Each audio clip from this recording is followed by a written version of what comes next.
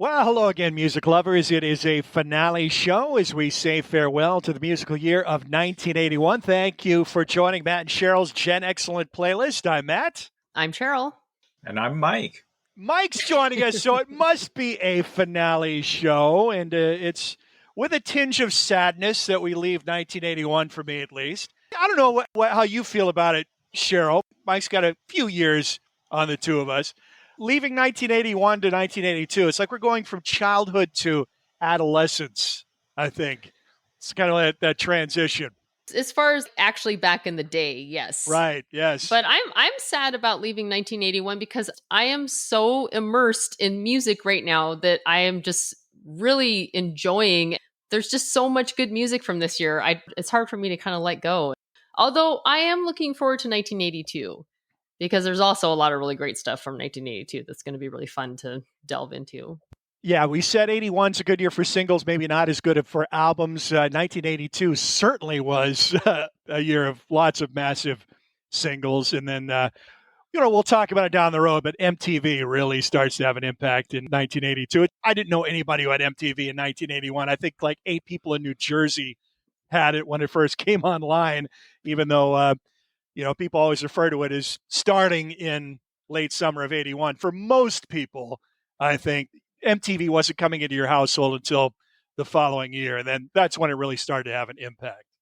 If you go back and watch videos from MTV 1981 versus 1982, 1981, there's a lot of videos that are from the 70s and, the late 70s, and they're not really videos of the era. They're just videos that people just happen to have made or live clips and stuff like that. So you really don't get into like the art of making videos until 1982. Plus, I just have more of an affinity for the music of my younger years, my childhood years, than I do of my adolescent high school years. It's been that way for a long time, and even pre-birth years, more so than the 1980s. That's true for me too. Yes, I definitely was more into the 60s and 70s. Even in the 80s, I was more into 60s and 70s music. Which, makes this exercise almost more interesting for me, because once we get a little further on into the 80s, because, the most music we're going to compile is from the mid-80s, from our high school years. That's when we're going to peak as far as the number of songs we add to the playlist. And I've said for a long while, those are some of my least favorite years for music. So it's going to be an exercise in alchemy, I guess, alchemical exercise, trying to dig for gold, mining exercise. Once we get a little further on, but still tons of great music coming out in 1982. And certainly we've seen a lot of great music from 81. Also with a tinge of sadness, just a very sad weekend. It's Memorial Day weekend as we record this, and it's a very dark mood in the Rickard household. We lost a beloved family pet this weekend in traumatic fashion. So we're all a little down, which I'm glad we get to do this, something to take the mind off more depressing things. And music does, that's part of what music is a therapy. And I've thought about this for a long time, the way people listen to music as a mood enhancer or mood altering device. I think there's a lot of people who maybe get in a bad mood or a sad mood or melancholy, and they want to alter their mood with upbeat, happy music and lift themselves up. I've never thought of music in that way. And for me, it's the opposite. I think sad songs really help more because it's an empathic thing. You're relating to other people having dark moods or down moods and realizing you're not alone in the universe in the way you feel. I find that therapeutic. It also makes this exercise interesting in that those are the kind of songs we're generally picking because we don't have too many rules for this exercise, but one of the rules is that the music has to be appropriate for a general group gathering. So in those situations, you're not going to play a lot of dark, depressing music. You're going to play upbeat, positive, happy music. And I think those songs are a lot more challenging to do well than it is to do sad songs. And there's songs that I've decided not to choose because I thought, that's not really going to work well on the playlist, or that's going to be too depressing, or that's going to be, but I would have maybe picked them if it weren't for the fact that we are trying to assemble a playlist, in that manner. There's been several songs that I've already said, obviously one of my very favorites, but just wouldn't work in this milieu, you know? So, and actually, that's probably a good jumping off point to bring Mike in because his initial choice for song of 1981 got vetoed by me for these very reasons. Actually, it's a funny story how this happened. I wasn't going to veto the song, but once I knew that was the song that Mike wanted to choose, I put it on the playlist and I listen to the playlist lots. You know, whenever I make a change, I'll listen to it again just to see how the songs flow together and if it works. And so we were coming back from family trip and this song came up in the car. My wife was driving, and within about 10 seconds, she's like, "Oh my God, what is this? Get it off." Which I thought was hilarious. And this is like an 8-minute song too. Yes, so if the first 10 minutes evokes that reaction, then I think it's time to stop. It's an 8-minute song with almost no modulation whatsoever. It's just this same pulse and same kind of repeating motif throughout. I mean, very slight modulations, but to your average music listener, it's going to be like, what in the world is this? You know, but I'm not that person. I remember the first time I heard this song as well. I was aware of the song. I'd heard of the song, knew the artist, but first time I ever heard it was in a car, driving in a car too, and I was absolutely mesmerized by it. I thought it was amazing. But again, I just wouldn't see it working particularly well. You know, obviously some people would get off on it, a group gathering. Other people would be like, what are we listening to? What is this? You know, but the song is Laurie Anderson's "Oh Superman." O, just the letter O, Superman. And Mike, why don't you take it away from here? First of all, 1981 has the most singles that I had to go through. There's just so many good singles from 81. I have a list of over 60 of them. Now, you've been doing 1981 for so long. I started listening to this stuff back before the year ended. 2023 ended. So I'm going through and listening to the songs. I come to Oh Superman. I can't remember where I first heard the song. It was either on the radio, but it wasn't on the album. KYYX, maybe? Yeah, it could have been on the Jet. K-Jet, which is what I listened to more back then, which was an AM station at the end of the dial that played a lot of new wave, a lot of the new pop coming out. I got the album Big Science in 82. So the song came out in 81 and the album came out in 82. And that's when I got the album. 81 was where I really started exploring music and stretching out. And one of the things that I would do is listen to my music out in the living room on the family stereo system. And my mom would come often and sit there and listen with me. A side note here, though, that is kind of important to the song. I listened to weather radio, the weather radio band. There's an actual radio band, and you need either a shortwave radio or a weather radio to get that band. You can't get it on AM or FM. Is it like the National Weather Service? It's like the National Weather Service. It's mainly for nautical purposes, right? Yeah, but it was very comforting in the way that it was delivered, and it was always delivered just monotone, straight, no matter whether it was a hurricane or a tornado or sunny out. And so I listened to the Laurie Anderson album with my mom. And a lot of that song is, like you said, it's very repetitive. And she does it kind of in a voice that is much like listening to weather radio. And she's intentionally doing that because the song is about the U.S., and it was a reaction to the Iranian hostage situation and technology and politics and people feeling like the U.S. is protecting them, but are they protecting you? And finding the ultimate protection in and making an allusion to the U.S. being mom. Hold me, mom, in your long arms. in your petrochemical arms is a phrase in the song. There's something that is comforting to me in that.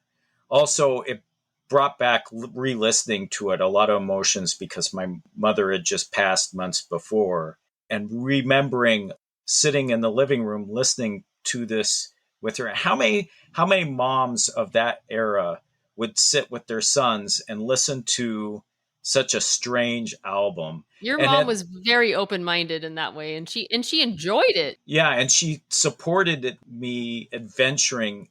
I remember her thinking, I really like this one. I mean, the things that got me into listening to records was, I think I've mentioned before, Ken Nordine, word jazz albums from the 50s. And this is kind of akin to that. It's not really a song, but it utilizes all sorts of sound experiments. And it's poetry, really. I mean, it's poetry spoken over music. She's a performance artist. She's not a musician. Not a musician, yeah.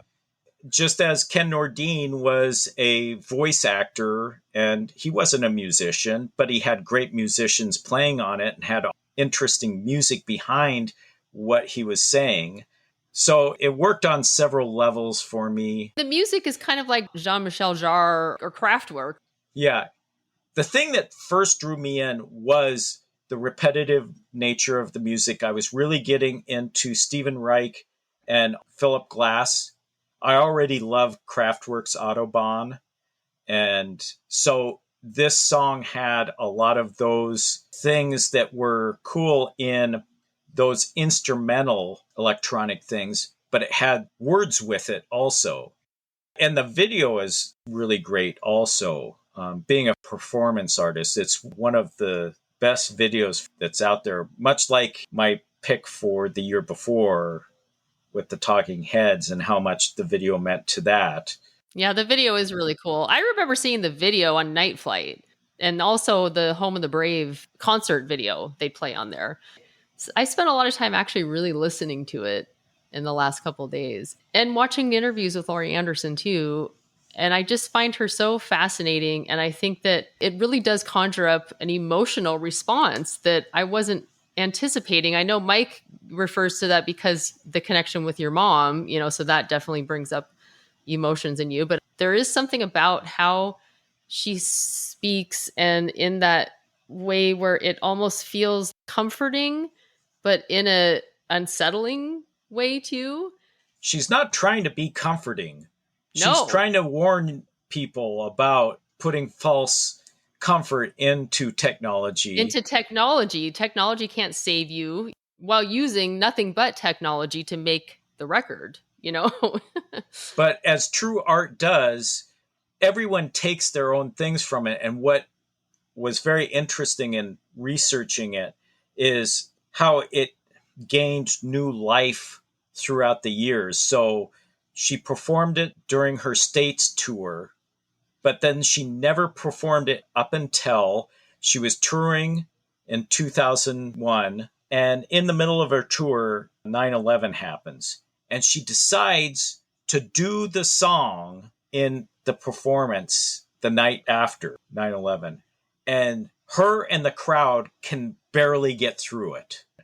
And then it turns out that it's gotten a new life over the last year or so on TikTok, using parts of the song for TikTok videos. Using the line, "You don't know me, but I know you." So there's a part at the beginning where she's talking to like an answering machine, and she says, "You don't know me, but I know you." So people started taking that snippet and referring it to their ancestors, and they're long passed away, but these young people are learning about their great grandparents and their grandparents who have passed on, so they know them, but their grandparents don't know the grandchild. So that's kind of where the connection was on the TikTok videos. And I asked our daughter about it, and she's like, "Oh yeah, I know that song. I've seen lots of TikToks about it." So I guess it was a phenomena like about 6 months ago. And there's an element of dark humor in there too regarding the answering machine bit, because it's like a mother calling their daughter and getting the answering machine and not being really sure whether they're talking to the real person or not. Yes. Answer machines were still relatively new technology in 1981, but there's that humorous bit where it's like the mom doesn't realize she's talking to the answering machine. It's like, are you there? Are you there? And once again, it's taking away the humanness and it's technology, not having that human connection. Yes, not knowing whether you're speaking to a machine or a human. Mm-hmm. And also, speaking of technology, that's a very cutting edge synth sound on that record. It is, but it isn't. Turns out that she got with one of her producer friends and he laid down those tracks with just a Casio simple keyboard. It's incredible.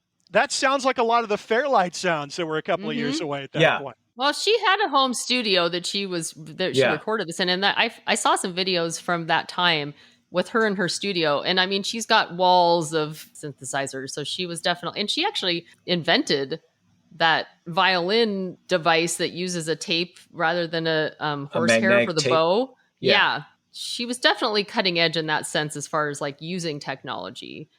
This song was a number 2 hit in the UK. Right, yes. Thanks to John Peel, because he was just totally fascinated by it and he really pushed it and made it a hit in the UK. Yeah. John Peel, very influential BBC DJ.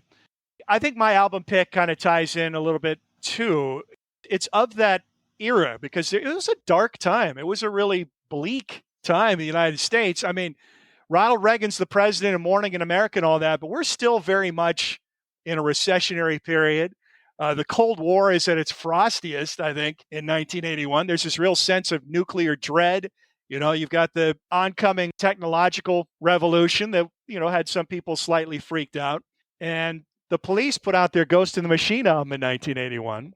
The title and the cover somewhat reference emerging technology. I remember getting that record, not right when it came out, later, not too much later. And I don't think I even picked up on the fact that there was the 3 guys on the cover. I just learned that yesterday. Oh, you're kidding. Yes. No. You're joking. No, I'm not. I did not realize that. Being a graphic designer, that was one of the first things I saw, and I thought that was so cool. Yeah, I didn't get it right. I got it. I didn't get it yesterday. I mean, I got it eventually, but to me, it was just like, it was signifying like a calculator, a computer that's on the fritz and putting up, you know, these nonsense symbols. Ghost in the Machine. Mm-hmm. There's some sort of error in the programming. You know, it's an incredible cover. Mike, I mean, you're the graphic designer. Take yourself back to 1981. I mean, that cover was pretty fresh. Well, it was utilizing a lot of what was happening in graphic design at that time. Things were trying to become simpler. There were a lot of uses of just primary colors and symbols, simple symbols, and graphics being crisper. So it really did speak to that burgeoning graphic design movement, but also the calculator and the technology. Right. And their hair, apparently. And then the tongue-in-cheek, yeah. A lot was made about the hair back then. The 3 blonde hairdos for the guys in the Police. Now I gotta get a little rant in here before I talk about the album. So I've been waiting to pick this up. Uncut Magazine, which is a monthly UK magazine. I bought it religiously for a couple of decades now, along with Mojo.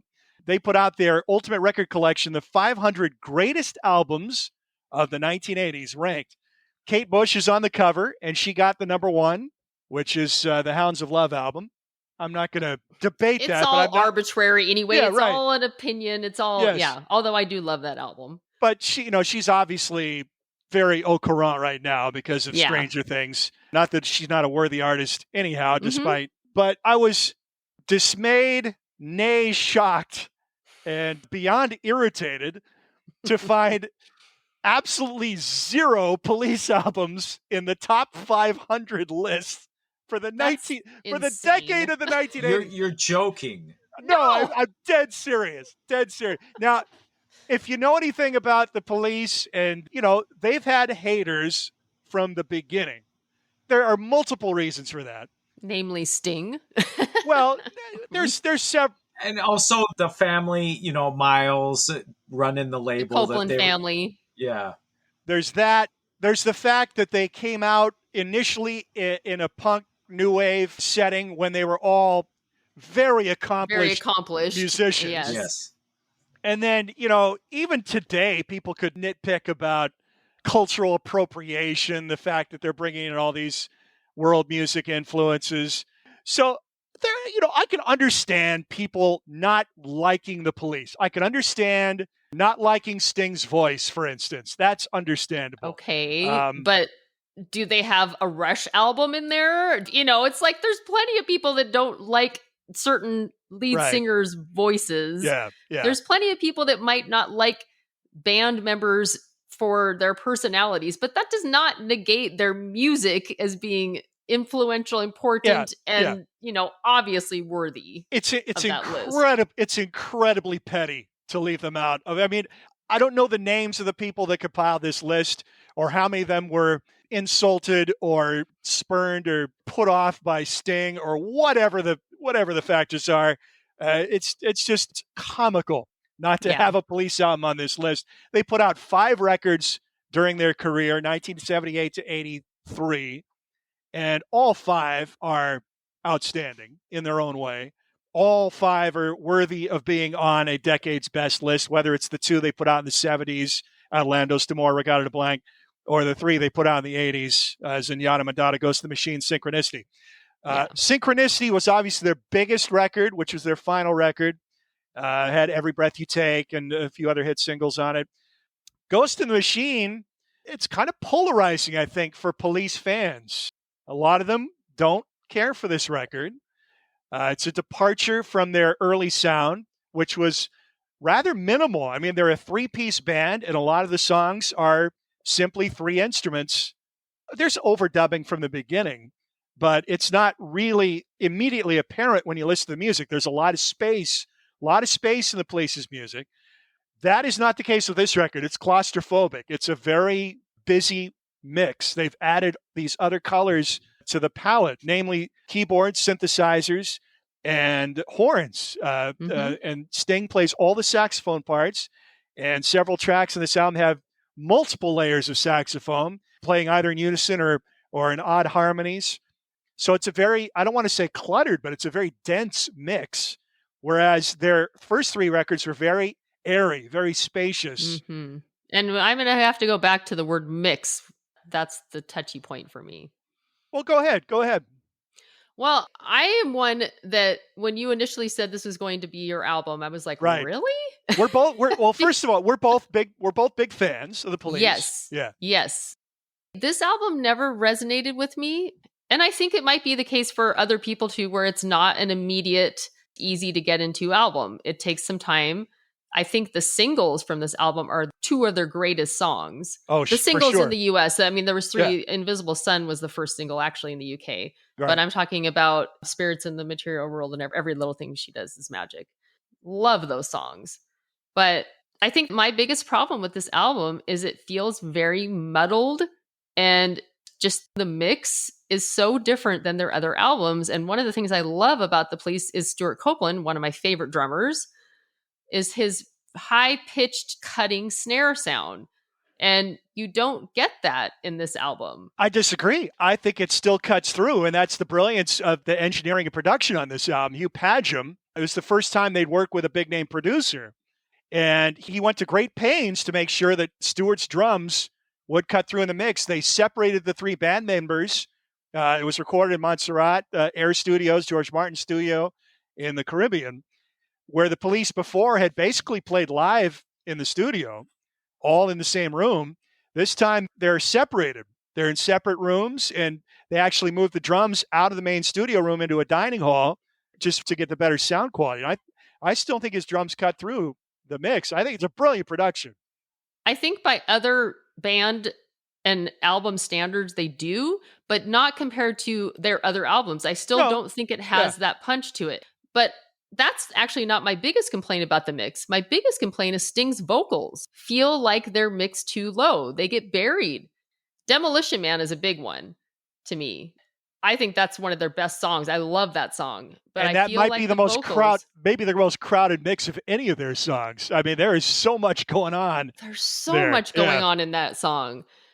that song initially they gave to Grace Jones. It was on her nightclubbing album that also came out in 1981. And it's a very harsh, tinny sound to it. The verses, I'm fine with both versions, but the chorus on Grace Jones' version is so cool to me. It just has that intense driving. It's the way it should be sung, I think. And the Police version just doesn't have that impact. And I think they hated what Grace Jones did with that song. They did. That's why they ended up recording it themselves. They weren't going to record it. They wrote that song for Zenyatta Modada. Like Sting wrote it during Zenyatta Modada and they didn't record it then. He had it sitting around. They gave it to Grace Jones. They listened to what she did to it and they were like, we could do better than that. And then they recorded it themselves. I think of this album as having 3 sides, not 2. So you've got the 3 singles right at the beginning, right off the top, the 3 singles. Spirits of the Material World is the first track. Every Little Thing She Does Is Magic may be their greatest song.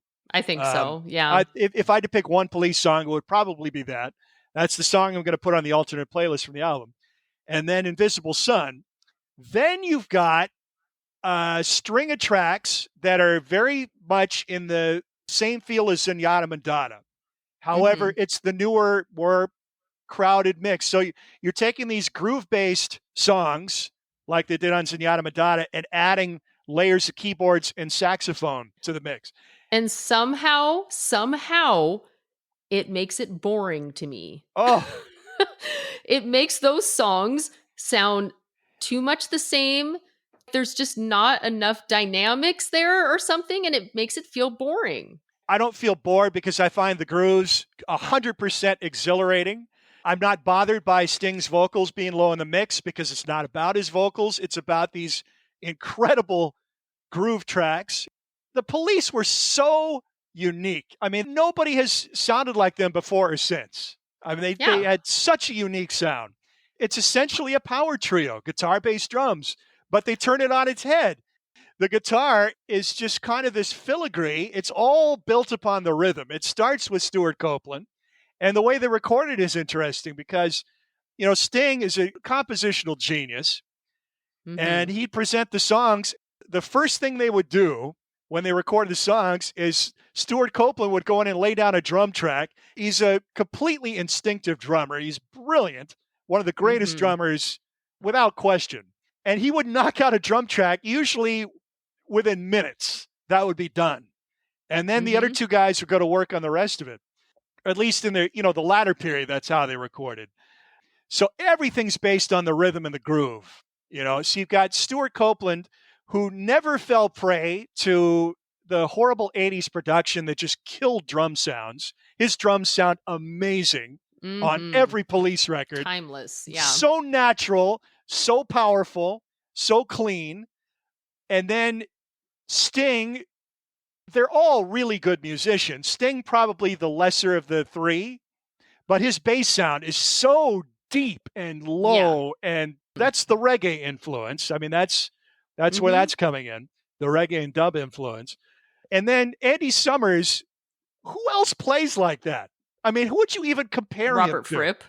But he's more ethereal though too. He's more, and especially in a rock and roll band. I mean, really, in a very popular rock and roll band. It's strange and it.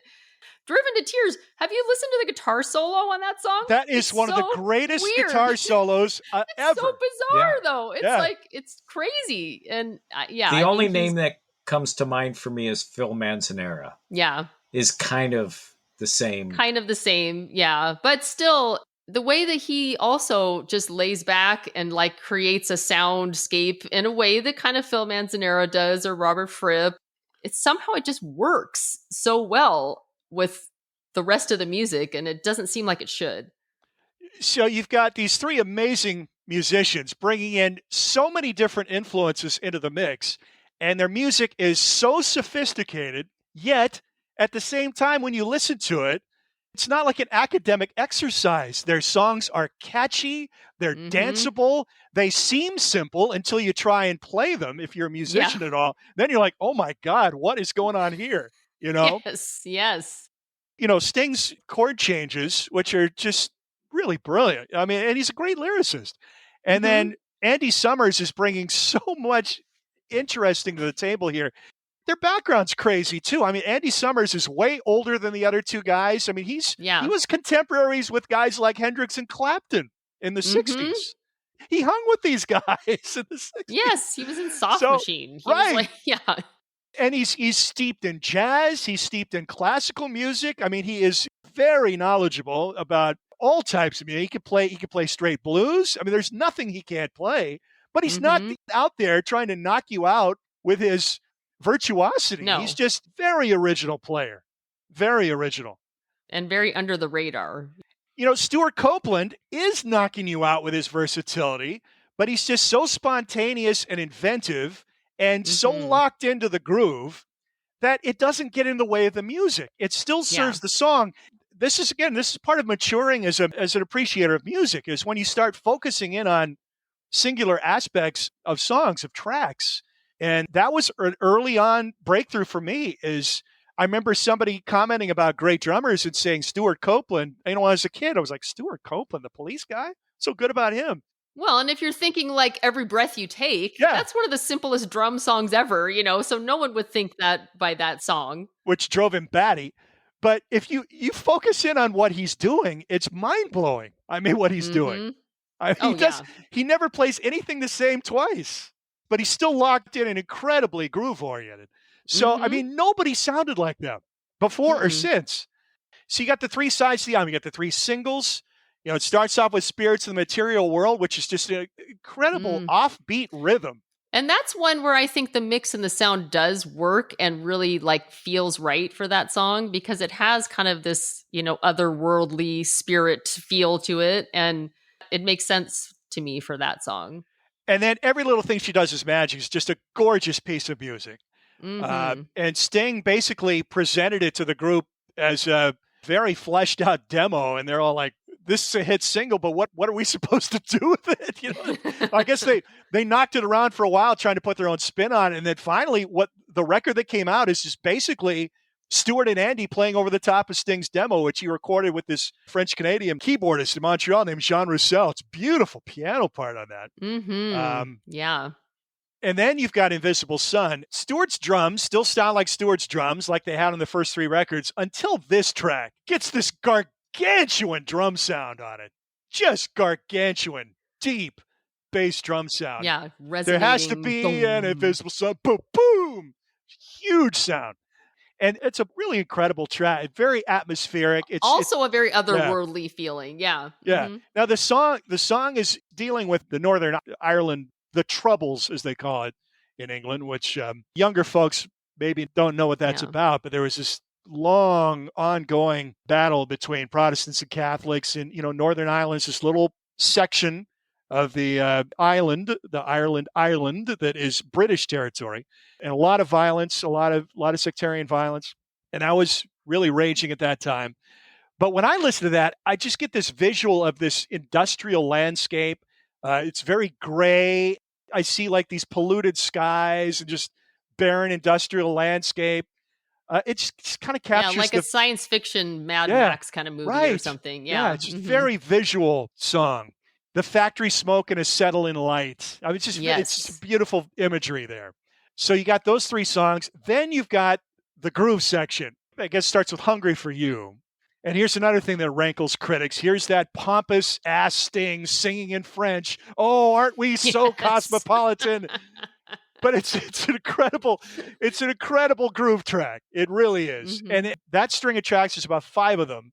Demolition Man, Omega Man, Too Much Information. Omega Man is a total King Crimson sound guitar feel. It sounds exactly like King Crimson, the King Crimson of the 80s, and you can see there that connection between Fripp and Andy Summers, who went on to record an album together. It came out in 1982. Yeah. It's almost like all one song. It's just they lock into these incredible grooves that could just go on forever. And for me, we talked about, Remain in Light, how for a lot of critics, that's the greatest Talking Heads album, one of the greatest albums of the 80s, blah, blah, blah. Yeah, it's a great album. But to me, it should have been side 1 carrying on throughout the record, instead of devoting side 2 to Eno's ambient experience.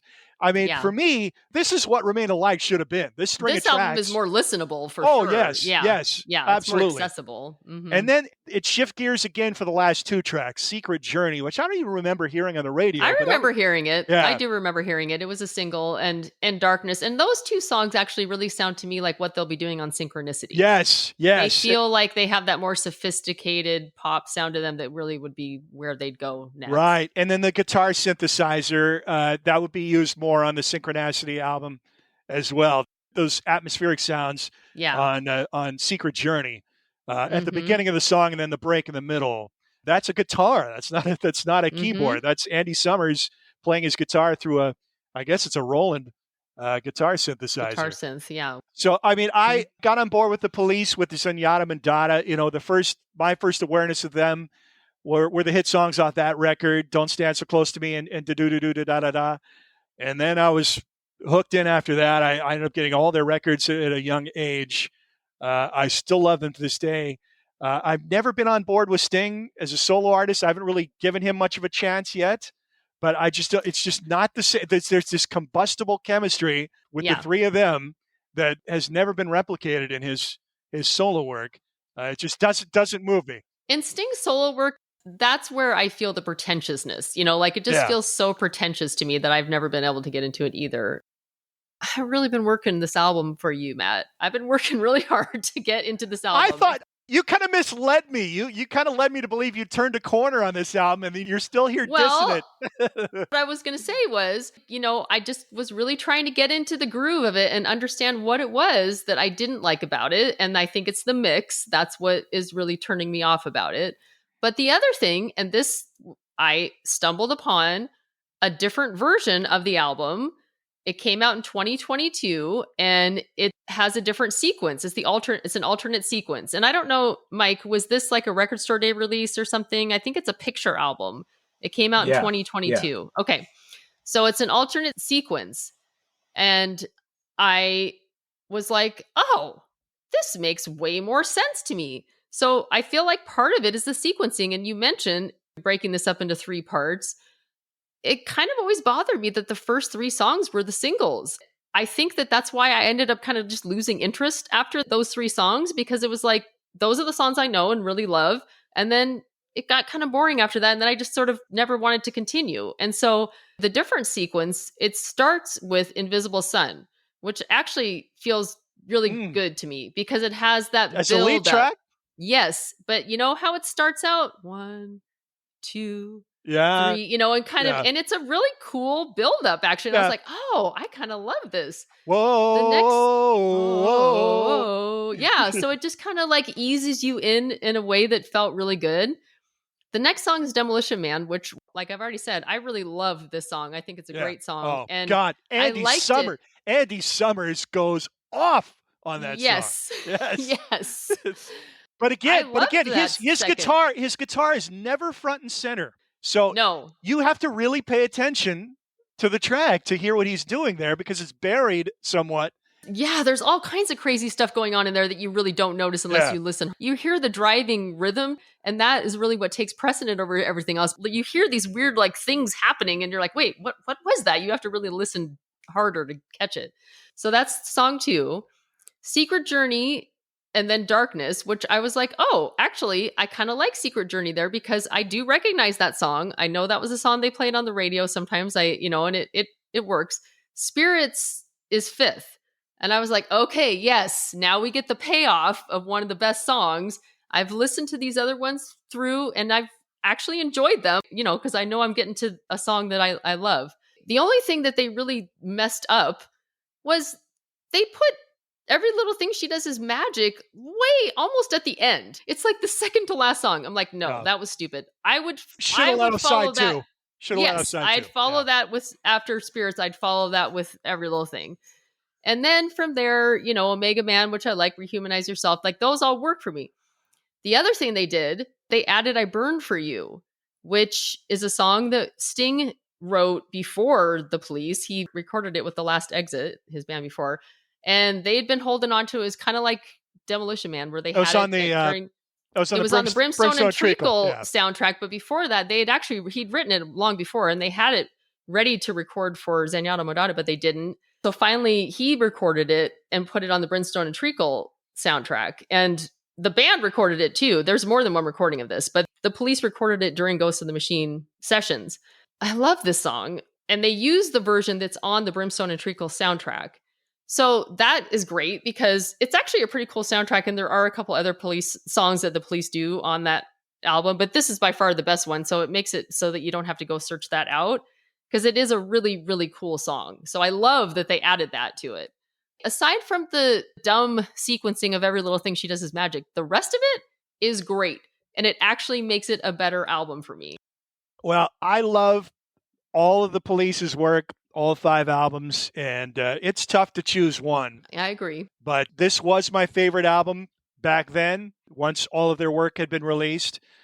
I'm waiting to listen to Synchronicity again when we get to 1983.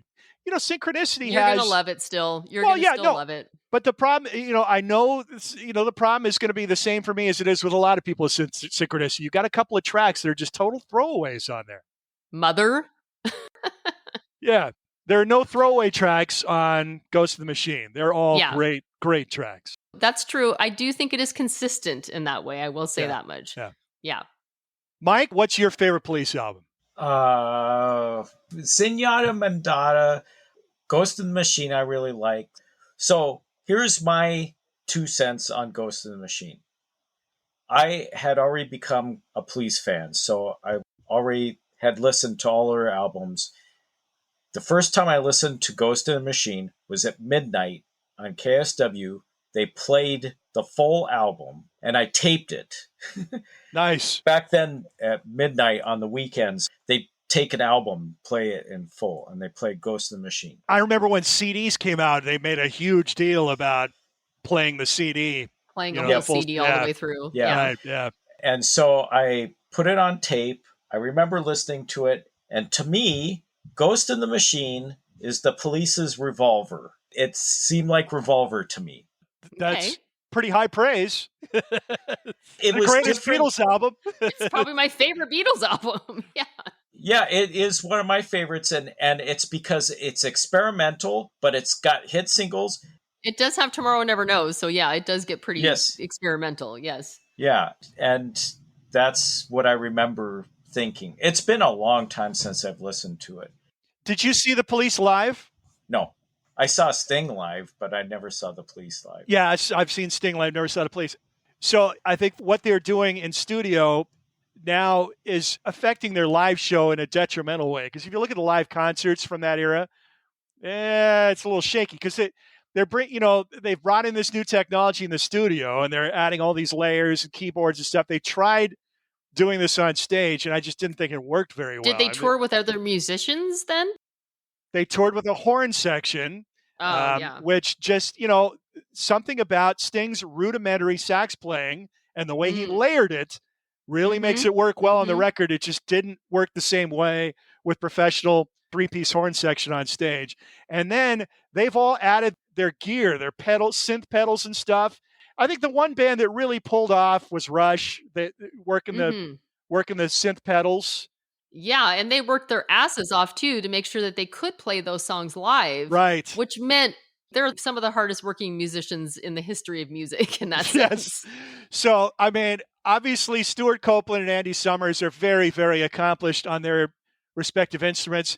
Sting is a good bass player, not great at this point. Yeah. He has jazz, he's got a jazz background, but, we've talked about this before. Singing and playing bass at the same time is very difficult. So it's hard to play complicated bass parts and sing at the same time. And Geddy Lee's about the only one that can really do it. Oh, yeah. So I've watched a couple of live concerts from that era, and they're trying to work these pedals in, and you just get these horrible sounds just coming out of nowhere at times. They really don't need anything else to be annoyed with either with their gear. They're already just like firecrackers ready to explode on each other. Sting's voice cuts through on the records because of what they're doing in the studio. It's not like he's a bad singer. He's got that kind of high, not a real thick tone to his voice, and it doesn't cut through the same on stage. Now you start to add more instruments to the mix. It's getting more complicated to play. I don't think their live shows were quite as good around that era as, I mean, they were a hot live band early on, certainly. I mean, they were smoking live band, but I think they kind of struggled on stage during this time period. Plus, they're at each other's throats at this point. I mean, the recording process for this album was fraught. There's a great interview with Hugh Padgham where he's just like, God, he'd never been around people like that. And, they're three very intelligent, educated, type A dudes. And fight like brothers. And it's the Sting Stuart Copeland friction. But, Andy Summers is still, he's obviously the elder of the group, and he's not going to lay down. He's going to get his 2 cents in, but he's the most laid back, certainly of the three. But you've got Sting, who is this striver. He's this working class kid from Newcastle who has shed his Geordie accent, starts to sound more pop. I mean, he's very sophisticated in his musical ability, but not as experienced as the other two. I mean, when they started out, he had no studio experience whatsoever. Whereas Stuart Copeland had been in a prog band and recorded a few albums with Curved Air. Andy Summers had been around the block. But all of a sudden, Sting's learning very fast. He's very smart guy. Very gifted musician and composer. It's probably his greatest gift as a composer. So after a couple albums and, once he's got that studio experience under his belt, he's starting to lay down the law. It's like, nope, this is my song. It's going to go like this. You're going to play this way. And that's when the friction starts. And their last 2 albums, they're just at each other's throats constantly. But it worked. They created great art, timeless music. It's just sad that we'll probably never get more Police recordings because they're all still very vital. I mean, even Andy, who's 10 years plus older than the others, they're all in good form. Still have careers. Sure, absolutely. So that's my pick for album. Cheryl, we've already talked about your album pick a bit. Now, a little housekeeping here. So you kind of waffled on your album of the year. You were going to pick one album, and then now Mike is going to have that for his album. Well, yeah, I decided to give it up to Mike because, like he said, he has this long list of albums and songs, and we're taking all of them. And so he just gets the drags, So I was like, I'll let him take the album I was going to choose because he actually introduced me to that album too. So it just only seems fair. So then I decided that the album we had already talked about on a previous episode, Rush Moving Pictures, that I would go ahead and just declare that is my album from 1981, my album of the year. Because I do love it. I mean, I love it. It is one of my favorite albums of all time. Definitely like my favorite Rush album. And I just think I can't say enough great things about them. I just read Geddy Lee's autobiography, and I just love the man. I love him. I just love them all. But reading about his firsthand experiences with all that they went through, but also really very touching passages about Neil's passing and like his last 3 years and what they went through together and how he kept it totally private, didn't want anyone to know. So they were basically, Alex and Geddy were keeping that secret as well. And these guys, they'd been together since high school. Well, not Neil, but Alex and Geddy had, and, met Neil early on in their career. He started after their first album, just a band of brothers and what they went through. And like how you were talking about the live performances, I mean, they just went through incredible feats. They're like superheroes. They are like musician superheroes to me because of their talent, what they can do on stage, and what they continued to do all the way up until, basically the end of Neil Peart and his ability to be able to continue touring, which is why they quit in 2018. Alex and Geddy would have kept going if it weren't for that. But I just think it's an amazing album. I love it. I think it's a timeless album too. Yeah. It really doesn't feel like an album that came out in 1981. It feels like an album that could have come out in 1971, and it feels like an album that could have come out in 2021. I see a lot of parallels with Rush and the Police too. 3 pieces, guitar, bass, drums. Prog leanings for the Police, although not technically a prog band. Certainly they had the chops to play that style of music. And I'd say Neil Peart and Stuart Copeland, probably the 2 best band drummers of the era, would you not say? Yes, I agree.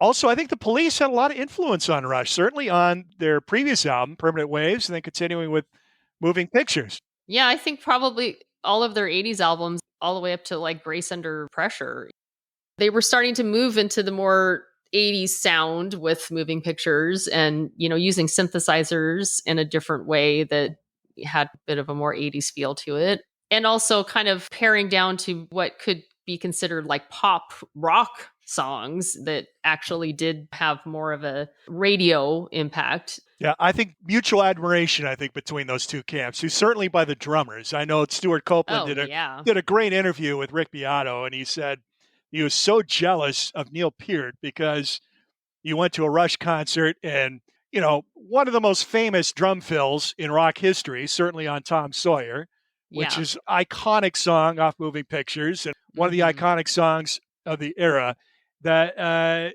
he looks around and when it comes time to do the fill, Peart's arms go up in the air and everybody in the audience is air drumming along. Yes. And Stuart says, I want that. Neil, how do I get people to do that? That wasn't really Stuart Copeland's style so much. He wasn't the big fill guy. I mean, he was just got the intricate. I mean, he had a couple of pretty cool fills. He was more into the rhythms and definitely a hi-hat. His hi-hat work is just incredible, and I think he's like master of the cymbals, above and beyond anyone else in that regard. I don't think Neil Peart would even argue with that. So there is certainly some relation there between those two. Also, another bit of housekeeping. We knocked Jesse's Girl around the park several episodes back, but never really committed to it as being on the playlist. But it is officially on the playlist for 1981, we have decided. I tried so hard to strong-arm Cheryl into choosing that instead of a Hall & Oates song. But Cheryl has convinced me that we don't need another song from XTC's Black Sea, as much as I love Respectable Street and the fact that it was a single release in 1981. We are going to go. Talked about that one. That's right. 1980. I've listened to Jesse's Girl, a dozen, 20 times, and we cannot not have that on the playlist. It's just such is pretty iconic. Great classic power pop song from 1981. Now, let's get back to Mike. So, as we said, we were going to veto Oh Superman just because it doesn't really fit in a group context. So, Mike had to come up with another song that we will actually put on the playlist. And Mike, drum roll, please. So the song that I going through all these songs that hit me and I was like, this is such a good song. And that is Tom Petty, The Waiting. Tom Petty and the Heartbreakers. Yeah, and the Heartbreakers. Such an amazing song. The album it came off of is good, but it isn't even thought of in my mind as being one of the best albums of the year. Mike had picked Damn the Torpedoes as his album, their previous album for Album of the Year. Yeah. But it is a classic rock song in that it starts out with kind of a Byrds type jangly Rickenbacker 12-string. Yep. And then goes into the classic call and response type of stuff that happens within rock and roll from yeah. Yeah. And then about love, and the waiting is the hardest part, which seems negative, but Tom Petty wrote it as a positive song and looking forward to the waiting, even though it's the hardest part. It's worth it. It's worth it in the end for the girl. And I talked about the Byrds and how it sounds like the Byrds. And Roger McGuinn actually takes credit for giving him the phrase, the waiting is the hardest part. Tom Petty has said, I don't think that's right, but it could be. I can't remember. What I do remember is that he was remembering Janis Joplin had said about being on stage was the best part. Waiting for getting on stage was the hardest part. And that's what he believes where he got that line. But there's not a whole lot more to say about the song other than it's just a great rock song. It's a great band performance, really. Yeah. Well, they're a great band. Because they are a great band, but there's so many cool little hooks in this song, and there's so many things, like it has 2 guitar solos, it has a bass solo, kind of. The drums, Stan Lynch is always just rock solid, and just the vocal parts, the backup vocals, and it's a really cool arrangement. Tom Petty and the Heartbreakers, one of those bands, it's like, for a lot of people, it's a greatest hits band. You know what I mean? I mean, that's one of the more popular greatest hits albums. Yeah. But Tom Petty has ascended into the top table of rock royalty. I mean, he's hanging with Beatles. He's hanging with the legends, the great legends of rock. And it took a while to get there. But, I've always enjoyed their music, but I've always thought of them, like a lot of people do, as a greatest hits band, just about singles. Yeah. But listening to the albums and hearing his song and just really delving into his songs, really great songwriter. Really good songwriter. Very clever. Yeah, I think so too. Yeah. There's one really cool song on that album. Mike said that it's not a great album, and I agree. It's mediocre, but the Night Watchman. Oh, yes. Night Watchman. That is a really cool song. It has like the coolest guitar lick. It's funky as hell. Yeah. Yes, it's super funky. Yeah. No, that's a really cool track. Now, I only picked that up recently, so I've only really listened to side one, but that is a killer track. One of the things I like about The Waiting too is it has the ultimate 80s cliche video. It's a band performance. It's got the white background with the geometric shapes in primary colors and then splattered like dripping paint all over the stage. And they have there's one section in the video right after the guitar or right before the guitar solo where Tom takes his guitar and slides it through a piece of paper and just slits it. And then in between the paper is Mike Campbell. And it's just the coolest shot. And then they zoom into him doing the guitar solo. And I was like, this is kind of like one of those epitome 80s, just simple music videos. I love it. I mean, I remember having a party in the garage where we put up black plastic and sprayed stuff on it. Yeah. Very 80s. Yes, 80s. very 80s. All right. 80s also saw the revival of a 70s prog rock band, King Crimson. They weren't originally going to be called King Crimson, but I think for commercial reasons, they decided to revive the band name. And, of course, Robert Fripp is the main man, the guitar player. And for this iteration, he added a second guitar. And which is the first time he's done that. Right. They released a 3-album sequence starting in 1981 with the Discipline album, and that was initially going to be Cheryl's choice. Now, Mike, that is going to be your album of the year. You obviously introduced your wife to the pleasures of that album. Why don't you introduce our audience to the pleasures of King Crimson's Discipline? So one of the things about 1981, I was spreading my wings and listening to a whole lot more adventurous stuff. More instrumental stuff. I will say that I had never listened to King Crimson. I didn't listen to Discipline until I think it was about 83. And I listened to Beat first, if I remember correctly.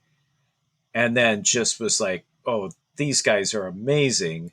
And then went back and Discipline was the next King Crimson thing that I listened to. And so I didn't know or hadn't listened to the 60s. You weren't and familiar 70s. with In the Court of the Crimson King or the anything from the 70s. No, but of course I started, once you get into something, you start reading about their history and reading about the musicians. And that album is, you use the word funky, and King Crimson had never been funky. No. But the start of this album with Elephant Talk, which is Adrian Belew, the second guitarist that was added, it's basically an Adrian Belew piece. And he does his best Nile Rodgers. And it is funky as a bunch of white boys playing technical prog rock can get. And then from there, the album is just an amazing art piece with every song is just amazing and how it paces itself. I was telling Cheryl, Frame by Frame, which is probably my favorite King Crimson song, I think. I mean, I definitely say it's one of their signature songs, and it's for sure the signature song of this era of King Crimson. That's 80s. The track we'll add to the alternate playlist. But back in that day, I remember just listening to Discipline over and over and over again. I never get tired of this album. I think that it's always refreshing. It's always mind-blowing. It's entertaining. It's beautiful. I mean, there's a couple really gorgeous songs on this record, which I don't know if anybody's ever said that about a King Crimson album before, but well, maybe like some of the earlier stuff like Lizard or those albums. And really a lot of it is Adrian Belew. And this incarnation of King Crimson is so interesting to me too, because they hadn't had an album out since 1974. Red was the last King Crimson album. So 7 years had gone by. And in that time, Robert Fripp is notorious for basically repelling musicians. and there's a constant influx of people coming in and out of King Crimson. And like you said, Matt, the band was going to be called Discipline. It's very similar to kind of how it worked with Yes and 90125. When Yes had got back together again with just part of the members of the original band, they were going to call it Cinema. And then once John Anderson came to the fold, they decided, okay, we'll probably have enough members, we can call it Yes, and that'll give us more exposure. They kept that name for the title for the great instrumental that leads into Leave It on the... Exactly. That was just became a song on the album. Well, that's what happened here too, is that Robert Fripp, initially he brought in Bill Bruford, who was the drummer, not the original drummer for King Crimson, but had been on the last 4 albums starting in the early 70s. So 2 out of the 4 members were actually members of the previous King Crimson incarnation. And then he reached out to Adrian Belew. And, really to see what's happening on this album, you have to look back at what each individual member was doing between about 74, 75, and 81. Robert Fripp had basically just been working with other people. He produced Peter Gabriel's Scratch album and played on the album. He produced the Roaches' first album. He moved to New York. He played on Parallel Lines. He played on Bowie's Heroes. When he moved to New York, he's coming in right at the beginning of when punk is really at its amazing height, and a very strong avant-garde scene in New York City. And so he's connecting with all these people. He worked with Peter Gabriel, who also Tony Levin worked with. So Tony Levin is the bass player in this era of King Crimson. And so both Robert Fripp and Tony Levin worked with Peter Gabriel and toured with Peter Gabriel in the late 70s. And then there's so many different connections too with other bands that we've already talked about. Robert Fripp also produced Daryl Hall's solo album Sacred Songs in 1977. And he had his own solo album called Exposure that featured Daryl Hall on vocals. That came out in 1979. So he was really working with a bunch of different musicians. And then Bill Bruford was doing his jazz fusion solo albums. And after Which you're quite fond of, correct? I like them. Yeah. I haven't really spent a lot of time with those albums, actually. I mean, I love Bill Bruford. He's one of my favorite drummers. So he was working just in the solo realm. And Adrian Belew was on the Talking Heads' Remain in Light, toured with the band after that album. And then he also played on all of the individual members' solo albums that pretty much all came out in 1981. Jerry Harrison's solo album, who's the keyboardist, Tina Weymouth and Chris Franz, who's the drummer and bass player couple who started the Tom Tom Club.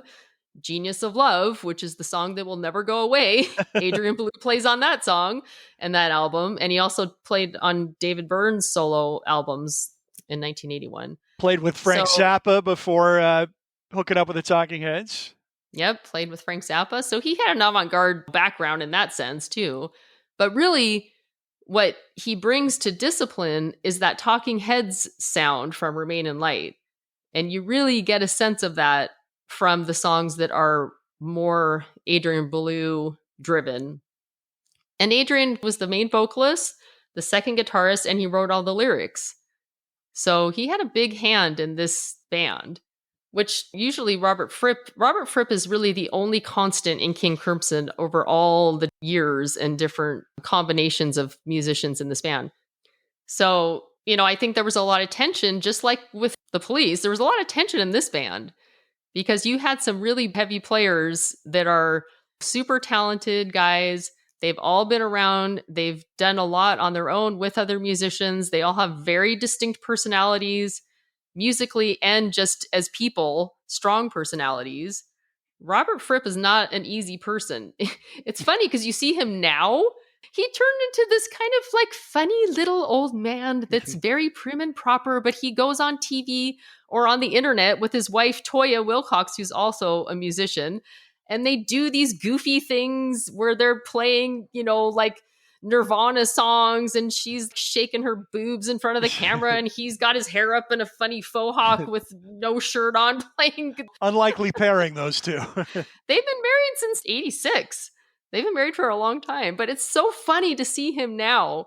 I was telling Mike, I have Bill Bruford's autobiography, and there's this section where Bill Bruford is describing Robert Fripp on stage, and he describes him as the seated, frowning, owl-like, bespectacled headmaster, where sometimes they would be rewarded with a smile from his beak. But generally, the owl raised its eyes only for the most essential of cues. If you've ever seen King Crimson live or any videos of them live, he's basically just like in the shadows. He sits down. He's always been seated. Robert Fripp has always played seated. He's never been up in the front. As the years went on, he became more and more in the shadows. And he's basically like a robot, or a machine, really. And that's how he plays.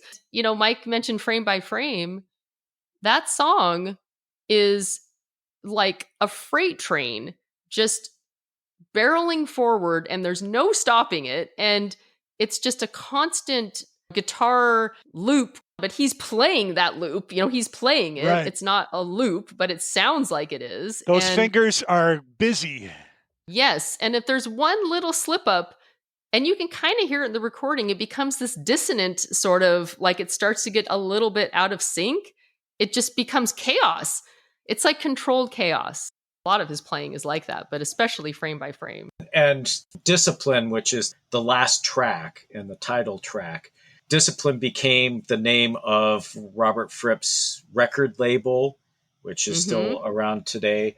But that is an instrumental, and it's just Ballou and him just going over one another with these just intricate guitar lines, and it's just amazing. And it takes discipline. Yes. Yes. Discipline is like, Robert should have that tattooed on his forehead, because that's his life right there.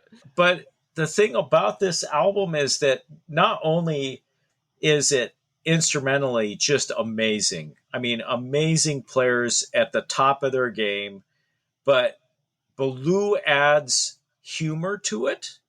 And there are a number of great lines. There's not a whole lot of singing in it.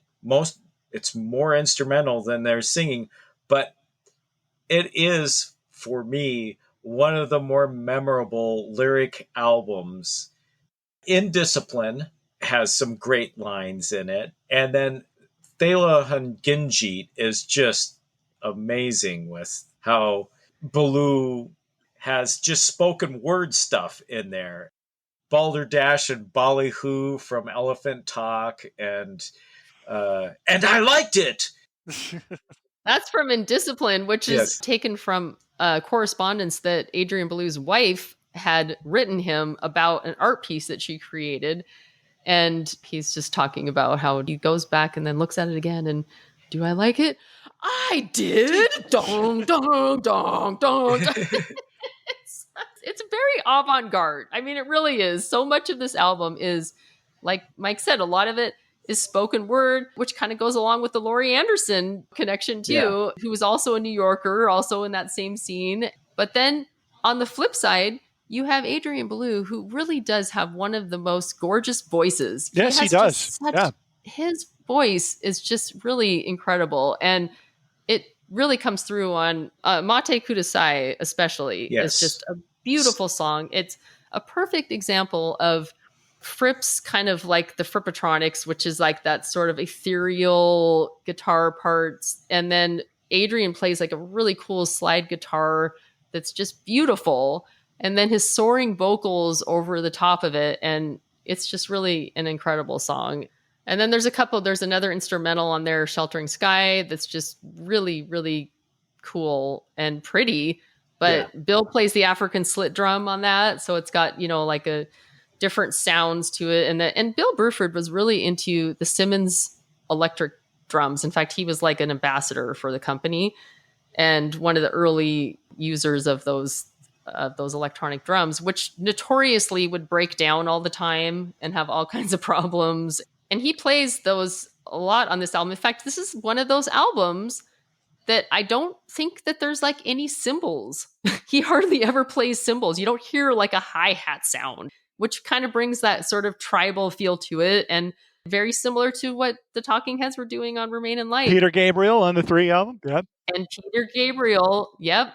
Same kind of thing. And, it's no surprise when Robert Fripp was working with Peter Gabriel, producing him, playing with him. Tony Levin was playing with him. They're running in the same circles. So they're being influenced by each other. And it is really an amazing album. And I think it's a really cool introduction to King Crimson of this era, which is totally different than anything that they had done before. Yeah. And Discipline comes close to what they were doing, when they left with Red. Yeah. That closes out the first side of the album. But an amazing album. There really isn't, when I was looking at the albums, it was that, Moving Pictures, and then the only other album that really affected me from that year was a jazz album on ECM, Pat Metheny's As Falls Wichita, So Falls Wichita Falls, which is somewhat like Discipline in that it's Pat Metheny and his Frippertronics.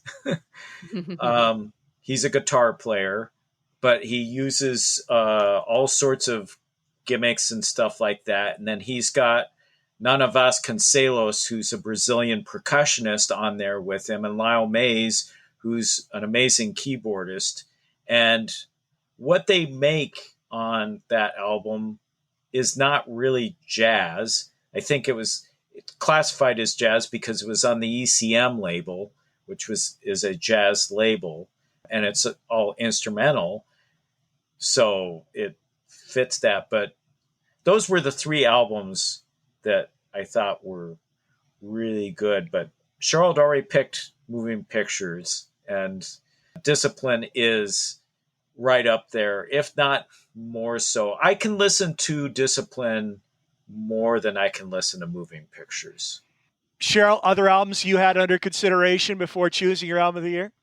There's a couple albums that I really love, but would have not really resonated with a lot of other people. One of them is Saga, Worlds Apart, which has their one hit, On the Loose, which if there's any Saga song you've ever heard, it's that one. They're a Canadian band. They're a prog band from Canada, kind of Rush-like, produced by Rupert Hine, who was produced a couple Rush albums, probably their worst albums, but he's good. I love him too as his own. He had an album out called Immunity from 81 that I really like. Also, Blue Oyster Cult, Fire of Unknown Origin, which is kind of delving into the very synth 80s, and it had a hit, Burnin' For You, which was a big hit for them on that album. Veteran of the Psychic Wars, which was on the heavy metal soundtrack, also came out in 1981, that soundtrack, which has some really cool stuff on it. So yeah, I love that whole album, that Blue Oyster Cult album, but once again, probably not something that would resonate as much with other people. The Buggles had an album from 81 that I love, Adventures in Modern Recording, their only other album besides The Age of Plastic, which we already chose a song from. Duran Duran's first album came out in 1981. I'm a huge Duran Duran fan, but I figured that I was probably going to wait until 82 to talk about them because that's when Rio came out. Right. So their first album is a close second for me. It has some of their best singles on it, Planet Earth, Girls on Film, Careless Memories, but the whole second half of the album is very synth-driven, ethereal, not pop. And the fact is, for most of their American fans, would know those songs very well, but would not have known them until after Rio came out. Yes. And when it was re-released, Is There Something I Should Know came out with it, which was also a big hit single. Probably my favorite Duran Duran song. That's a great song. But yeah, you're right. That album really didn't have as much of an impact in the US because they weren't stars yet. I mean, Rio is what made them stars, and MTV and their videos and, the new British invasion. but that is an important album to me. There is an album from 1981 that I just discovered. I didn't know about at all until researching the year, and I love it. It's Chaz Jankel, who was in the Blockheads. Ian Dury and the Blockheads wrote a lot of their songs, actually. This guy is such a funky little white boy. He writes the most amazing groove songs. You'd never guess it was this skinny white boy, that's part of that whole diff record scene. Hey, sex and drugs and rock and roll is funky as hell. It is. Well, that's the thing. If you think about, New Boots and Panties and Ian Dury and the Blockheads, their music is funky, and it's coming from him. I swear this album could have come out this year. I mean, there's some songs on there where I'm like, this sounds like pop music now. And it's really cool. I am loving this album. I've listened to it many times and I just can't get enough of it. He also wrote I Know Corrida, which is the first song on Quincy Jones' album, The Dude, which came out in 1981. Chaz Jankel recorded his own version of it in 1980. And then Quincy got a hold of it. And it's such a cool song. Love that song. There's some really interesting albums that came out in 81 too that were artists that had careers in the 60s, like Del Shannon had an album that was produced by Tom Petty, and the Heartbreakers are his backing band. Tom Petty is a big Del Shannon fan, so they kind of just brought him out of retirement, and this album has some really cool stuff. If you're a Tom Petty fan, it's called Drop Down and Get Me. I would totally recommend listening to it because it sounds like, it's the Heartbreakers, they wrote a bunch of the songs. He wrote a lot of songs too, but they wrote a bunch of songs on it, and it's a really cool album. And there's another album kind of like that, Garland Jeffries, Escape Artist, and he's backed by people from Bruce Springsteen's E Street Band and Graham Parker's Rumor. It was produced by Steve Van Zandt. He'd had a hit with a remake of 96 Tears, which you might recognize from that year. Very cool album. It sounds a lot like Elvis Costello, actually, especially with the organ and kind of the R&B sort of reggae influences. Adrian Belew plays on that album, but it's really cool. So those are a couple that I discovered. And one more, an album that I actually had never listened to. I'm a Billy Joel fan. Glass Houses, I think, was a great album from 1980. But he had several albums before The Stranger, which came out in 77. And that was kind of his big, what really pushed him into the spotlight. He had 4 albums before that. And he put out a live album in 81 called Songs in the Attic. And it's songs that are all drawn from his first 4 albums. So there are a lot of songs that, a lot of people had never heard before. Great songs and amazing band, amazing performances, and really cool songs that are very Springsteen-esque, really painting a picture like a novel. And, if anybody knows Piano Man, that's from his first album. So songs kind of in that vein, but I had no idea that he had that many really cool songs from that era. And I am just really digging that album and loving his band. And the live version of She's Only a Woman was a hit off that record, yes. Correct? Yeah. Yep, that was a hit. And also Say Goodbye to Hollywood was the other song. Well, for me, album of the year was a 4-horse race. Ghost in the Machine ended up winning that race. It was 2 albums that had been in my life a long time, 2 that I had only discovered researching these episodes. The album that had been in my life a long time is Robin Hitchcock's first solo album, Black Snake Diamond Roll. Came out in 1981.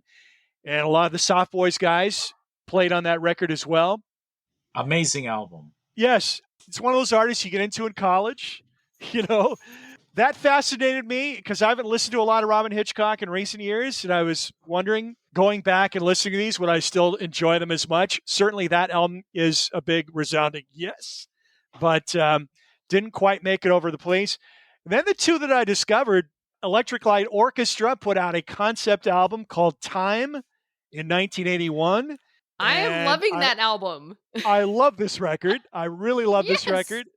So Electric Light Orchestra's big thing was, okay, we're going to bring classical music into rock. We're going to play rock music, but have classical instrumentation, have cellos and violins. Blah, blah, blah. Well, now Jeff Lynne is totally embracing the new keyboard technology. It's a very synthesizer-heavy album, and it's a time travel concept record.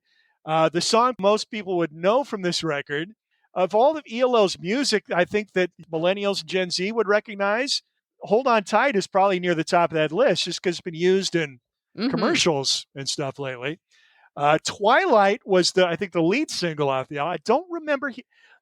This confuses me too because I was so into ELO around Xanadu and around Discovery with Don't Bring Me Down and Last Train to London, all the singles off of that. Mm-hmm. I knew their older singles, Evil What. I mean, a whole string of incredible songs. But somehow in 1981, all of this just completely eluded me. And I'm not sure why, but I have no recollection of hearing Twilight or Hold Me Tight or any of this stuff on the radio. I remember hearing Hold On Tight a lot. Yeah. I just don't remember. Hold On Tight was on my list of 60 favorite singles. Actually, on this record, it's probably in the lower tier of songs for me. I love 20th Century Man. It's just gorgeous Bee Gees-esque ballad. And this really hit home. The individual Beatles themselves kind of looked at Jeff Lynne as like their successor, carrying on the torch. But now I'm starting to it's almost like it's a combination of Beatles and Bee Gees. They're orchestrated ballads, very, very influential on Jeff Lynne's music. And there's several Bee Gees sounding songs on this record. He's embracing new technology, but a lot of the songs have like late 50s, early 60s sound to them. Yeah. And that can be said for a lot Which Hold On Tight is one of them.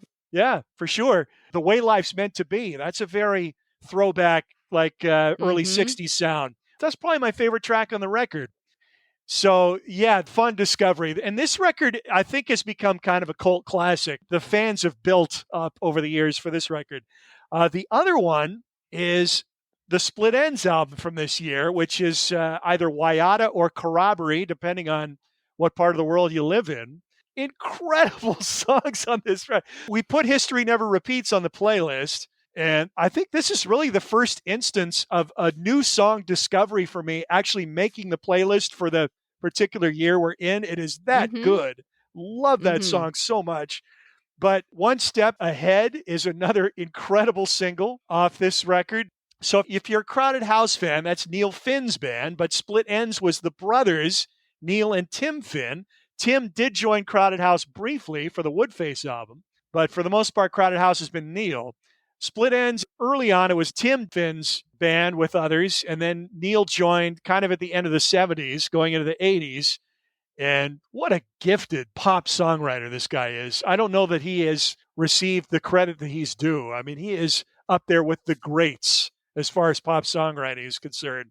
But yeah, One Step Ahead and History Never Repeats, two incredible singles off this record. But then Tim Finn's got I Don't Want to Dance. And these guys can really rock, too. I mean, they're in the new wave vein, but look up live versions of I Don't Want to Dance. They can really rock when they get down to it. And there's more traditional classic rock sounding stuff on here.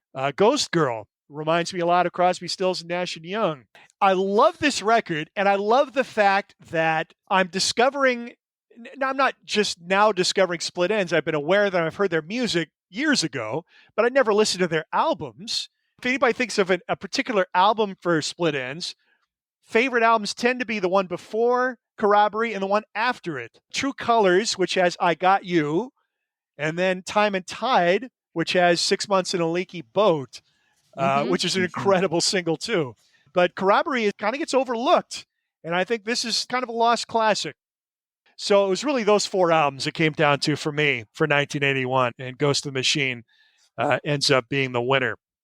So we had a few stray tracks that were on the fringe that didn't quite make it onto our playlist. Of course, Cheryl made me take Respectable Street out. That was a 1980 album, but a single that came out in 1981 by It is a great XTC. song, but It's we incredible. already talked about the album. Right. So it was your album of the year. Neil Diamond's America, that's one I think you were considering at one point. I was very close to choosing that. And it was huge for me at the time because I was so into that jazz singer album. I loved it.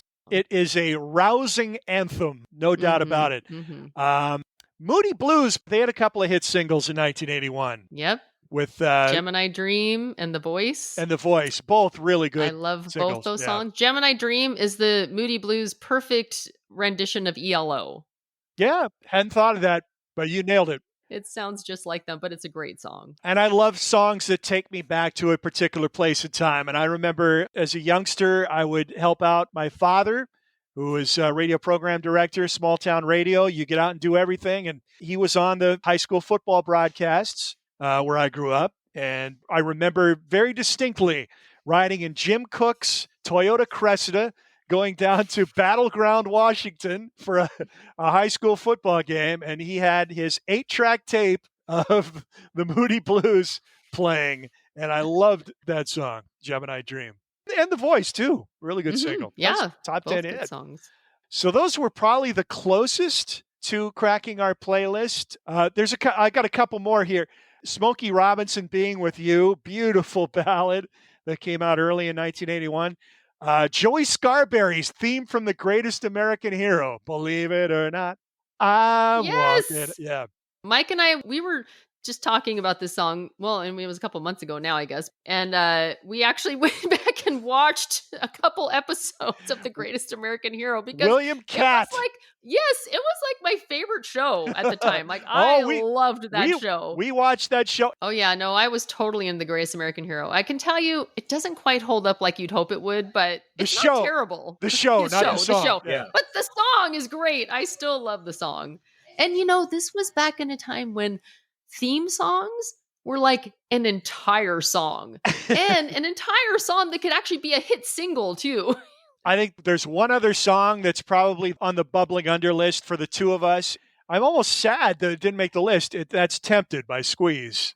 Yes, I know. I guess because we had another Squeeze song already that I just didn't think about it as much, but love that song with Paul Carrick on vocals. Such a great vocal so performance. Soulful. Yeah. All right, you guys got some other songs you want to throw out there, Straight Tracks? We're not going to go through your whole list of 60, Mike, so don't even think about it. Mine's about that long, too. You go first, Mike. Has anyone mentioned Stevie Nicks' Stop Dragging My Heart Around yet? No. Stevie Nicks and Tom Petty? Song. Yeah. And then Susie and the Banshees, Spellbound, and Kim Wilde, Kids in America. Oh, great one. Yes. Very good. Yeah. Prince, Controversy. Just starting to listen to that record. The Cure, Primary. Mm-hmm. Good one. Don't know that at all. Blue Oyster Cult, Burning for You. Yeah. Certainly, that's a great 1981 track. Yep. And Bob Dylan's Every Grain of Sand, which is on a fairly forgettable album. That song is just great. What was his 1981 album? Shot of Love. That's a good song, actually. The title track. Yeah, it's good. Probably better in a live context, depending on what live recording you listen to it in. Ozzy Osbourne's Flying High Again. There's a lot of cool stuff on that Diary of a Madman record. Yep. Yeah. Have we talked about Kim Carnes' Betty Davis Eyes? No, and that's one that was grazing the list for me. Well, that was a global hit that year, but it wasn't one of the two we chose. It is very interesting, and it is good. That song was originally pitched to Rod Stewart, apparently. I could see Rod Stewart singing that. Their voices are very similar. Yeah. Joan Jett, I Love Rock and Roll. Good one. Total Skating Rink classic. Rolling Stones, Start Me Up. Another one that's probably should have been on the list, but you can't put them all on. Yeah. Tattoo You's got some cool stuff on it. There's some really funky music on there. Yep. Depeche Mode, Just Can't Get Enough. Love it. Yeah. There's a few artists that I have two singles. One of them, and the most interesting one, is Mission of Burma. Mm-hmm. They released That's When I Reach for My Revolver. Yes. Good stuff. Yeah. An Academy Fight song. Those two are just great punk, pop, rock. My favorite Mission of Burma is an instrumental. Oh, really? All World Cowboy Romance. Love that. Yeah. Oh, yes. Yeah. I could just go on. It is amazing how many singles there are. 38 Special, Hold On Loosely. Very good. Yeah. There was one single, an artist from 1981 that I had never heard. So I listened to it, and it's Joseph K., the last name just being the letter K. Right. It's a Kafka novel, or a character from a Kafka novel. Yeah. Sorry for Laughing is the single. They're from the UK, and it sounds so much like the Strokes. It's amazing to me. It's like... You mean the Strokes sound so much like them? Right. Yes. I think they were also a big influence on Franz Ferdinand. Yes. Yep. And then As far as instrumentals, Pig Bags, Papa's Got a Brand New Pig Bag. Have you ever listened to that? Oh, it's such a great single. I'll throw a few more out there. April Wine, Just Between You and Me, great power ballad. Band a lot better known in Canada. That was their only U.S. top 40 hit. George Benson, Turn Your Love Around. Oh, yes. Love that song. Roseanne Cash, 7-Year Ache, her biggest hit single, actually made the top 40 on the pop charts, crossed over. Earth, Wind, and Fire, Let's Groove. We were kind of hoping that Pounce or Denmark would pick that instead of the songs that they chose. Love the synths at the beginning. We already talked about Foreigner 4, but all the singles off that record were really good in 1981. Great one-hit wonder song came out that year, Sweetheart by Frankie and the Knockouts, kind of a New York, New Jersey area group. Funkadelic's final album came out in 81, The Electric Spanking of War Babies. Electro Cuties off that record would be one that I considered. Let's see here. The Jam, That's Entertainment. A 1981 single. Probably their most well-known song, really, for the uninitiated. Yep. Super Freak by Rick James. Kind of in the same category as George Benson's record, Al Jarreau, Breaking Away. Yeah. Jay Graydon production. Cheryl likes that. Those are those LA session guys with Porcaro Brothers, Steve Lukather, Jay Graydon, the Toto guys. I love that stuff. Another song I'm kind of embarrassed that didn't make our playlist, and that's Kool and the Gang Celebration. I mean, that should be on any group gathering. I know. For 1980-81. Last year we were saying, that'll be on our 81 list. It could have been 80, could have been 81. Didn't make either playlist, sadly. I already mentioned Mission to Burma, All World Cowboy Romance. It was a 1981 track. Mike went with the Stevie Nicks Tom Petty song. I prefer the Stevie Nicks Don Henley collaboration, Leather and Lace, from 1981. And that one I really remember hearing at the time, like on the radio. Oh, yeah. Yeah, both of them. Both of them got a lot of radio play. And also Stevie Nicks Stand Back came out in 81 as well. Great song. Dolly Parton, 9 to 5. The Pointer Sisters, Slow Hand. Great, sexy song. Great groove. Yeah. The original version of Pretty in Pink by Psychedelic Furs. Portland band, Quarter Flash, Harden My Heart. That came out in 1981. It's a good one. MTV staple. The Ramones, the KKK Took My Baby Away. One of my favorite bands, and again, a couple of songs that certainly would have made my top list, but not for a group gathering. But this, Always, off the Monkey Puzzle album that came out in 1981. A lot of great tracks on there, although the single versions are way better than the album version. So if you are a Saints fan, you definitely want to get a compilation that gets the single versions of the songs off the Monkey Puzzle, because they are far superior in most cases. Bruce Springsteen released The River as a single in 1981. Young Turks by Rod Stewart. I still have that 45. That's actually a really cool song. And Tonight I'm Yours, I think, is really good. Yeah. Those two songs they're synth pop. Those are synth pop songs. Yeah, very much so. U2 put out their second record, which is, pretty unloved in their catalog by most, but it's still a lot of great stuff on there. 3 songs off of there that I think stand out: Gloria, I Fall Down, and Is That All? That album actually has some of my favorite U2 songs on it. Talk to You Later by the Tubes. Yes. And Grover Washington Jr. with Bill Withers on vocals, Just the Two of Us. I've got a few here. Winning, Santana's version, great. the Russ Ballard song. Yes. A huge song, Olivia Newton-John, Physical. I know, it's 10 weeks. 10 weeks at number one. How did we not get that one in there? And actually, a really good album, also featuring the Toto guys as a backup band. This is very interesting, too. I'm glad you brought that up, because the reason Every Little Thing She Does Is Magic never got to number one on the charts in America is because Physical dominated the number one spot for 10 weeks. And that meant that Foreigner's Waiting for a Girl Like You was the longest running number 2 hit in chart history on the Billboard chart. Jenny 8675309. I mean, that is a classic. Actually, one of those bands that's a 2-hit wonder, Angels Say No, was a top 40 hit for them, which is actually a pretty cool song too. Also from Kool and the Gang, Get Down on It. That's from 81. Get Down on It. I did not know that was from 81. Oh, my favorite song on Tattoo You, Waiting on a Friend. That's beautiful such ballad. a great song. Yeah. Sonny Rollins plays the sax part on that. Right. Yeah. Jazz giant. One of my favorite Pretender songs, Message of Love, which is on their second album, came out in 81. Doesn't get as much love as the first, but it's, got some really cool stuff on it. Some of my favorite singles. Talk of the Town also. I just listened to that record for the first time, and it's, you read the critics, the guidebooks and stuff. It's in the shadow of that first album, but it's a really cool record. Yeah. It's got some really good stuff. It rocks hard right out of the gate. Mm-hmm. Okay. I love this song so much. It probably wouldn't fit very well on the playlist. And I remember hearing it on the radio all the time.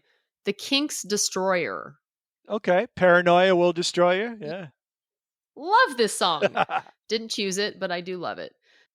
Pete Shelley, Homo Sapien. Excellent. Great single. Early synth pop record. Yeah. Yep. Devo, Beautiful World. Don't know that one. Super cool song. Oh, Lindsey Buckingham, Trouble. Yep. I remember putting that on a tape. Yep. That's one of those songs that's like, oh yeah, I remember hearing the song on the radio, but it's one of those songs that you don't realize who it is, even though when you know who it is, you're like, oh yeah, it totally sounds like him. But one of his few singles as a solo artist that was a hit. Oh, I would have chose this song actually if I didn't already choose a song by this band a couple years back. Jefferson Starship, Find Your Way Back. Okay. Such a great AOR song. No comparison to Jane. Oh, I say it compares. I think it's up there with Jane. No. Red Rider, Lunatic Fringe. Big song that because of the Vision Quest soundtrack. Classic rock staple. Mm-hmm. Okay, this is a song I never really knew at all until recently because I've been watching MTV from the 80s. The Undertones, It's Gonna Happen. It's a band that it's been on my radar for years and years, but I never find their CDs cheap, so I just haven't really gone Mike, down that road. You know this song, right? Yes, I know that song because it's on my list. Oh, okay. Yeah. Yes. Well, I didn't look at your list, so I didn't know. But I stopped because I just could have gone on for. Yeah. Well, Fergal Sharkey, the lead singer, he has a very unusual voice. It's got this wavering kind of quiver to it, but I love it. And this song is really cool. New Order's first album came out in 1981. Ceremony, one of my favorite songs of theirs. It was just a single, actually, wasn't on their album. And Everything's Gone Green, both singles that were written with Ian Curtis as Joy Division, but they released them as New Order. Big fan of Never been able to get into them. Okay, and then I've got a few just random ones here at the end. One of them is Randy Van Warmer, which I know that he has a song that you like, Matt, from the 70s. How did that end up on your list? He has 2 albums, one from 80 and one from 81, that have people that play on it. I can't even remember who now, but I just discovered it from other players that are on his album. And they're so cool. They're like new wave. Well, some of the songs on there are kind of like yacht rocky too. All I know about Randy Van Warmer is the one song, the one hit song. Yes. Just When I Needed You Most. Beautiful, beautiful song. He does have ballads on his 80 and 81 albums, but he's now picked up this kind of new wave vein to him. And there's a song called Susie Found a Weapon. Find it. It's so cool. It should have been a hit. It should have been a hit from the 80s that you would be like, who is this? I have no idea. But it's a very cool song. Who knew? The other one is a Bay City Rollers song, who are now just called the Rollers. They dropped the Bay City because they probably didn't want to be connected to, their beboppy past. It's called Roxy Lady, and it is really cool. It's a glam rock sort of sounding song that I just discovered, and I was like, this is actually a really cool song. Oh, I have one more. Ellen Foley, who was Mick Jones from The Clash's girlfriend, actually the one who Should I Stay or Should I Go is written about. She was also the female voice on Paradise by the Dashboard Lights with Meatloaf. Yeah. So she had an album out called Spirit of St. Louis, and there's a really cool song on that called Torchlight that she does a duet with Mick Jones. Actually, The Clash are her backup band. on this album. Well, actually not Paul, but Topper Hedden and Mick and Joe Strummer. And Joe Strummer and Mick Jones wrote all the songs on this album for her. So if you like Sandinista a lot, she actually sings on Hitsville USA. So she's on Sandinista too. This album, very cool, very much in the same kind of weird vein of Sandinista, where there's, they bring in some reggae stuff. But the song Torchlight, duet with Mick Jones, very cool if you're a Clash fan. Ian Hunter had an album out this year called Short Back and Sides that also features Mick Jones and Ellen Foley, and it sounds a lot like Sandinista, and it has a bunch of dub songs on it too, and it's got some really cool songs that could have been, I think, should have been hits for him too. So I'd recommend both of those if you're a fan of Sandinista. All right, so those are the songs that didn't quite make it for us. To recap, our songs that made the playlist for 1981, The Stars on 45, Rapture by Blondie, While You See a Chance by Stevie Winwood, Jesse's Girl, Rick Springfield, I Love You, Climax Blues Band, one of their 2 hits, both of which made the playlist. The other one couldn't get it right. You Better You Bet by The Who, Watching the Wheels, John Lennon, Too Much Time on My Hands by Styx, Take It on the Run, REO Speedwagon, Split Ends with History Never Repeats, Tom Petty and the Heartbreakers, The Waiting, The Go-Go's Our Lips Are Sealed, Tainted Love by Soft Cell, Private Eyes, Daryl Hall and John Oates. We should mention, too, you were going back and forth with I Can't Go For That could have made the list for 1981. No Reply at All by Genesis. Chilliwack, My Girl, Gone, Gone, Gone, one-hit wonder. Don't Stop Believing by Journey. And Under Pressure, Queen's collaboration with David Bowie. We also had guest contributions for 1981, several episodes back when we talked about hip-hop. Our guests, Devon Pouncey and Denmark Daniels, picked their favorite songs of the year for 1981. And that would be the Sugar Hill Gang with Apache and Before I Let Go by Maze. Neither of those really passed the Cheryl and Matt test, so they've been relegated to the alternate playlist. And other songs that we added from topics that we discussed for 1981, certainly the hip-hop tracks, That's the Joint by the Funky 4+ Run. The Clash's dalliance with hip-hop, The Magnificent Seven. We talked about Phil Collins' breakthrough that year as a solo artist, In the Air Tonight, kind of inaugurating a drum sound that would feature throughout the 1980s decade. Respectable Street by XTC will be relegated to the alternate playlist so we can make room for Rick Springfield. We talked about the death of John Lennon, and songs related to that included All Those Years Ago by George Harrison, Ringo Starr's Rack My Brain. Paul McCartney's response didn't come till the following year, Here Today, off his Tug of War album. Talked about AOR classics from that year. So we had Working for the Weekend by Loverboy, Waiting for a Girl Like You by Foreigner. And what was you had a Billy Squires song that I think I neglected Lonely to. as the Night, I think is what I decided. Is that what you settled on? Lonely as the Night? Yeah. All right. Mm-hmm. So that was from our AOR episode. King Crimson, Discipline album. That's Michael's pick for the year. Frame by Frame is the track we've added to the alternate playlist for that. I've chosen Every Little Thing She Does Is Magic off the Police Ghost in the Machine album. And, of course, Tom Sawyer from Rush's Moving Pictures also on there. Mike's Oh Superman wouldn't really fly in a group gathering, so we put that on the alternate playlist. And that covers 1981. 1982, just around the corner. And this is the second British invasion, and the influence of MTV comes to bear in this decade. Another flood of great singles from this year. When we next get together, we will inaugurate 1982. I'm so excited to move on to another year. It's always exciting to get. I know. I've already organized a lot of stuff for 1982. I've got a list of albums and songs already, so I just can't wait. But until then, you've been listening to Matt and Cheryl's Gen Excellent Playlist. I'm Matt. I'm Cheryl. And I'm Mike. There he is. Thanks for joining us, everybody. We'll talk to you next time. Take care.